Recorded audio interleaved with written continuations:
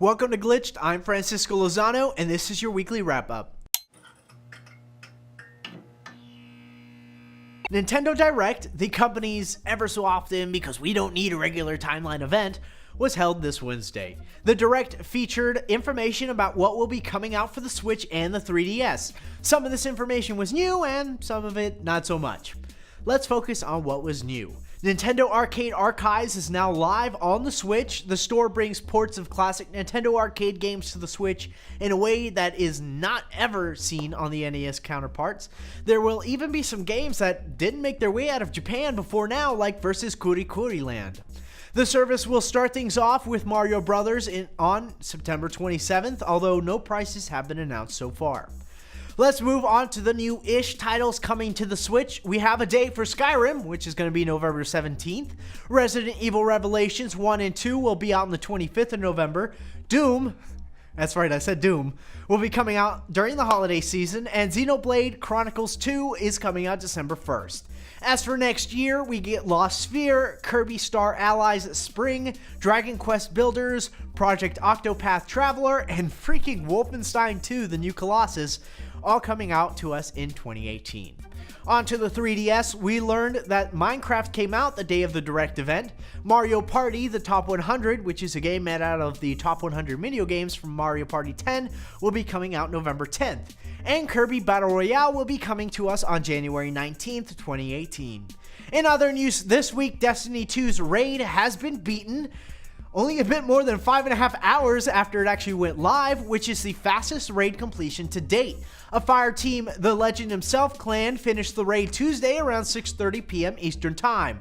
Now, you might wonder why you should care about these guys beating the raid. Well, after the Leviathan raid's completion, a new PvP map for the Crucible was unlocked called Emperor's Respite. And this is not just a map for those who had beaten the raid, but for everybody in the entire game. Nice perk for those around sitting at level 6, right? By the way, if you are a fan of Destiny 2 or are interested in it whatsoever, or even if you aren't, you should check out our newest episode of Checkpoint where we discuss the game in more detail. Okay, moving past that shameless plug, Naughty Dog is losing one of its best. Bruce Straley, co-director of Uncharted 2, 4, and The Last of Us, and a longtime designer, has left the studio. Employee number 15 of the developer, Straley has been a part of the team since 1999, predating the acquisition by Sony.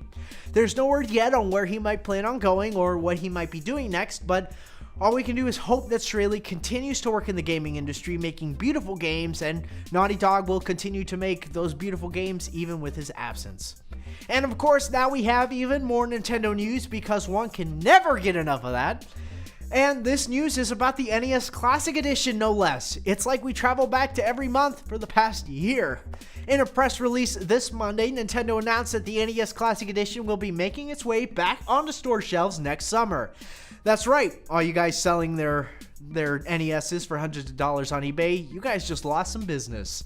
The Super NES Classic Edition is set to arrive in stores at the end of the month, this time with a greater availability than its predecessor, according to Nintendo of America President Reggie, we didn't know you actually had a last name, Fils-Aimé. So come September 29th, be ready because this means there might be 2 extra consoles at your local gaming store rather than the 1 NES they had last year. Okay, all jokes aside, if you do want one of these consoles and you haven't already pre-ordered, you should probably get ready to sit outside the store hours before it opens because if history repeats itself, which it has a tendency to do, Nintendo is probably not going to have as many of these as we all want. Another re-release happening this year with Okami HD. The second title given this name, the cult favorite Okami, will be remade for the second time for PlayStation 4, Xbox One, and PC. For those of you who own a PS4 Pro, Xbox One X, or PC, Okami will also support 4K resolution. With which, how beautiful this game is, that's kind of a big deal. One of the game's claim to fame was its art style, which is similar to that of the traditional Sumei ink paintings. The game will release both digitally and physically on December 12th of this year for $19.99. Another remake of a classic game coming to players is Super Mario 64 Online. The fan-made game, which will probably get taken down by Nintendo by the time this video airs, if it hasn't already. Anyway, the online multiplayer game lets 24 people run through the Mushroom Kingdom as different characters from the Mario series. You can play as Mario, Luigi, Princess Peach, Waluigi, and Rosalina. You can explore the kingdom while interacting with others, all to your heart's content.